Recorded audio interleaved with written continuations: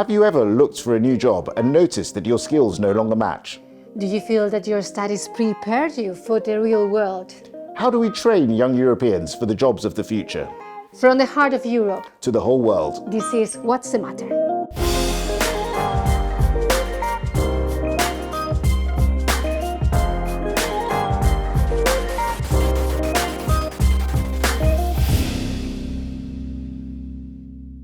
When we talk about skills, what do we really mean? A care worker at a nursing home, a technician installing a solar panel, an engineer conceiving a new energy-efficient building, even an organic farmer. All those jobs require skills that are in short supply. And that issue is preventing companies from investing.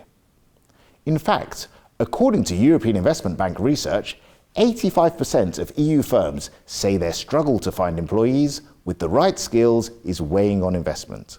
How do we fill this skills gap? Well, we need to train and retrain constantly. According to the European Commission, by 2030, 60% of adults should be improving their skills through training every year.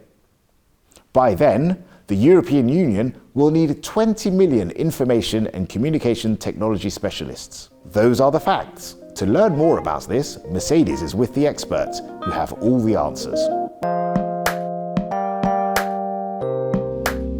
Let's have a look at the problem and possible solutions. For this, we have with us Patricia Castellarnau.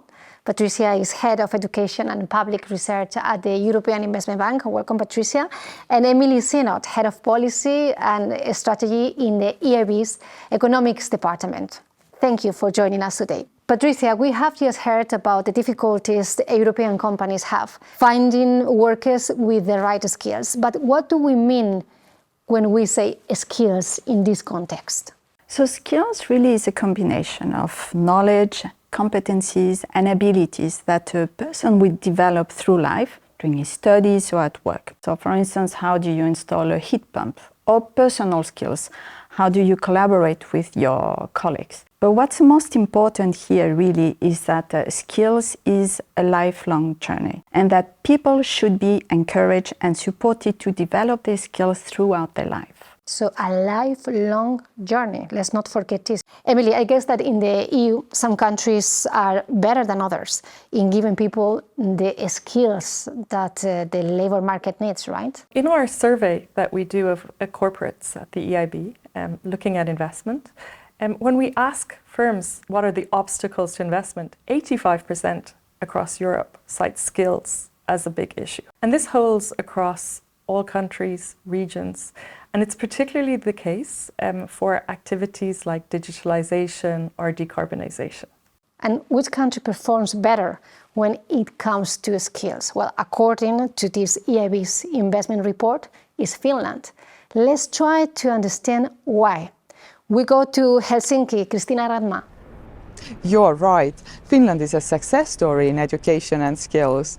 According to the OECD, Finland is one of the best performing countries when it comes to educating people and providing the skills they need for the job market.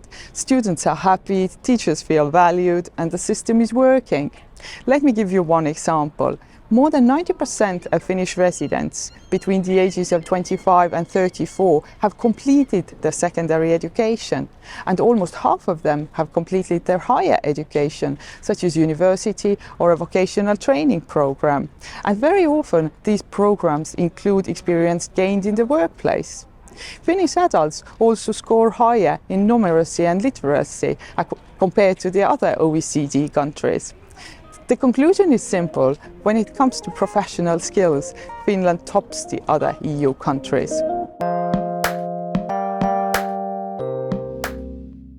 So we've seen Finland. What can we learn from them when it comes to the skills agenda, Emily? So in Finland, what we have to recognize is adults are much more likely to engage in learning than on average in EU countries. And their education system sets people up for this. So why? I think two facts are important. Firstly, they get basic education right. So they do very well from preschool onwards at giving people the basis for continued learning and acquiring of skills in later life. And finally, Finland really focuses on equality of opportunity and equity and achievement. They focus on making sure no group is left behind. And this is a big issue for some EU countries. We have some countries, for example, where about 40% of 15-year-olds are functionally illiterate. And this does not provide a firm basis for skills in later life. But this is a huge percentage, right? It's something that it will have consequences in the future.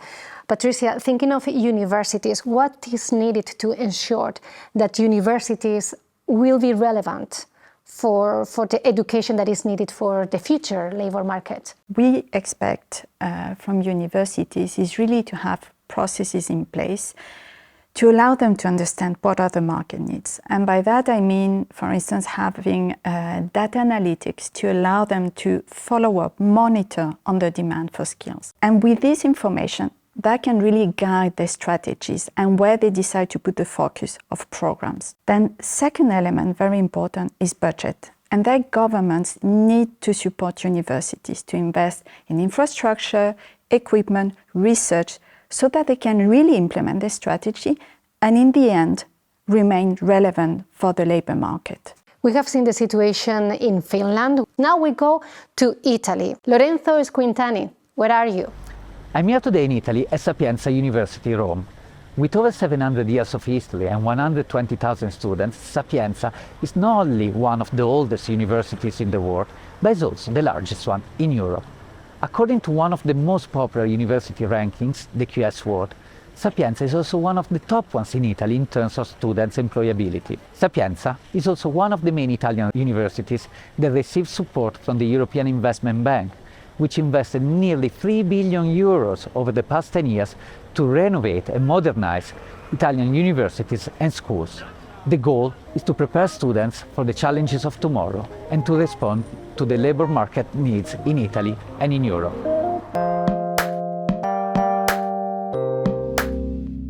So what about the future careers, Emily? Will you have to be a scientist, an engineer to succeed? No, there's a role for all of us. I think it's very interesting to look at what kind of skills needs are developing. And if we look at LinkedIn, which covers 800 million people worldwide, what we see is that, sure, we need those scientists, to invent new technologies that will help in the green transition. But the majority of jobs, actually, where you need green skills are current roles. For example, people who manage logistics and freight. So it's up to all of us to adapt to this changing world and get the skills that we're going to need to make our decarbonization targets. How is the EU doing as a whole? Where do we stand, Patricia? In Europe, we see that there's a general improvement. So we see an increase in educational attainment levels, while at the same time we see that early school leaving is decreasing, or that, for instance, women are increasingly going to higher education. However, we see also that challenges remain, and we see that there's a very strong awareness in Europe for the need to continue investing in education and training, and the bank stands ready really to support the European efforts in this area. Thanks for your insightful conversation. We've learned a lot, and now we go with David. Thanks, Mercedes.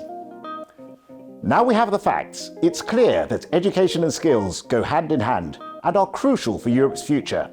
That's all from us here. See you on the next episode of What's the Matter?